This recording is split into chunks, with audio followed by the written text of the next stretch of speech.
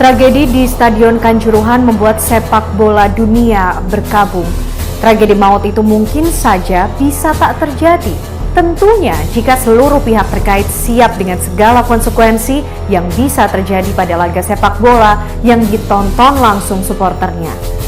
Malam itu kerusuhan supporter seperti tak terkendali hingga aparat melakukan tembakan gas air mata yang sebenarnya sudah menjadi larangan dari Federasi Sepak Bola Dunia.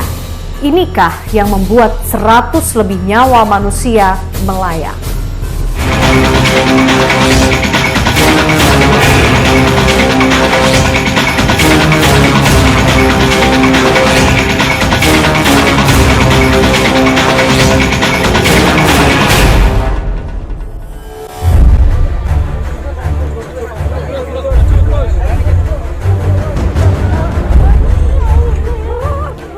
Hilangnya satu nyawa saja tak sebanding dengan pertandingan apapun.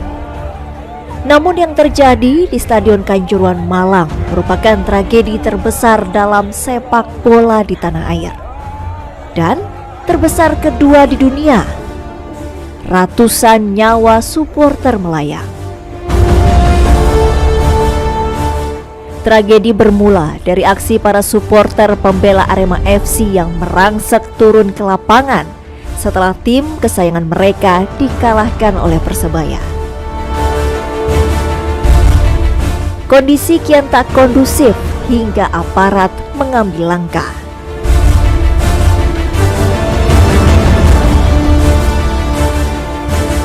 Pada saat pertandingan kemarin, pertandingan sudah selesai 90 menit. Pemain dan ofisial Persebaya masuk ke dalam ruang ganti. Yang ada di dalam lapangan itu adalah pemain dan ofisial Arema yang meminta maaf kepada penonton. Lalu turun satu demi satu, ini segala macam. Lalu akhirnya polisi bereaksi untuk melindungi. Catatannya pertama begini, itu sudah tidak ada tim tamu, sudah tidak ada supporter tamu, tidak ada bonek di situ. Artinya kan sebetulnya kan itu orang sendiri, teman-teman sendiri. Supporter Arema tidak mungkin menganiaya para pemainnya sendiri, memberikan masukan.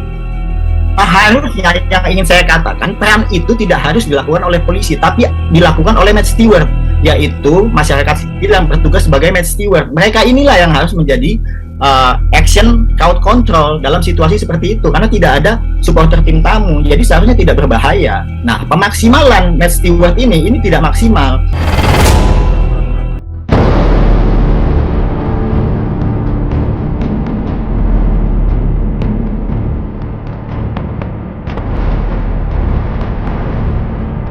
Aparat keamanan tak cukup menghalau mundur para Aremania yang berada di tengah lapangan Stadion Kanjuruhan.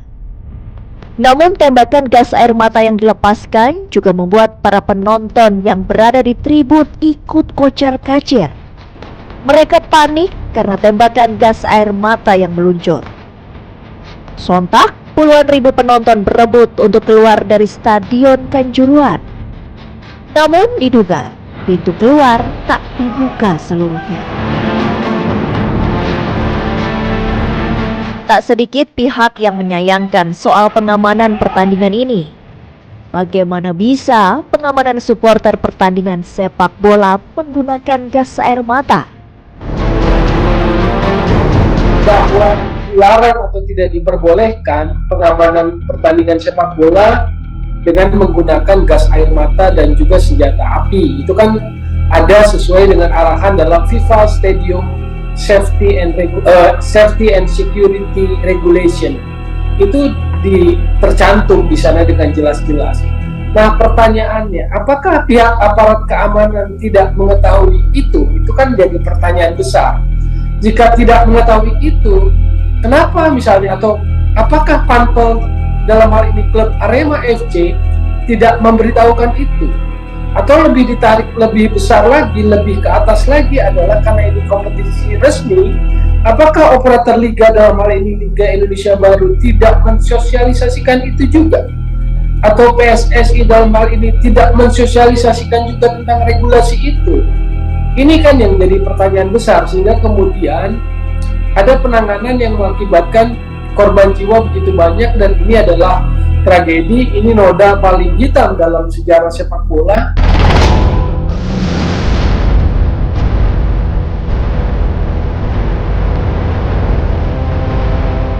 Ya, kepolisian sebetulnya telah melakukan imbauan agar laga Arema FC melawan Persebaya ini digelar sore hari, bukan malam hari. Namun toh, laga tetap digelar malam hari. Orang menganggap ini hak tanggung jawab polisi. Polisi tidak serta-merta bertanggung jawab terhadap kasus ini karena banyak pihak yang terlibat di dalam soal keamanan. Misalnya polisi dari awal lewat surat tertanggal 18 September 2022 kepada Pantel Arema meminta agar pertandingan yang dimainkan jam 20.00 dipindahkan sore hari, dengan alasan polisi adalah untuk menjaga-jaga apabila ada hal-hal yang tidak diinginkan. Tapi surat ini kemudian tidak digubris oleh PT Liga Indonesia yang menggelar rapat bersama PSSI dan juga broadcaster demi jam tayang. Kemudian kita mengorbankan keamanan dan keselamatan orang. Ini merupakan putusan yang sangat mengenaskan.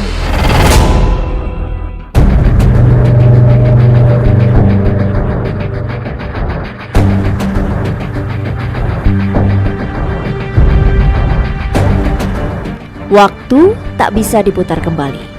Tragedi Kanjuruhan telah terjadi. Peristiwa kelam ini akan menjadi catatan dunia. Presiden FIFA pun menyampaikan duka mendalam atas tragedi ini. Bendera setengah tiang dikibarkan di Zurich, Swiss. The football world is in a state of shock following the tragic incidents that have taken place in Indonesia at the end of the match between Arema FC and Persebaya Surabaya. This is a dark day for football and the tragedy beyond comprehension. I extend my deepest condolences to the families and friends of the victims who lost their lives.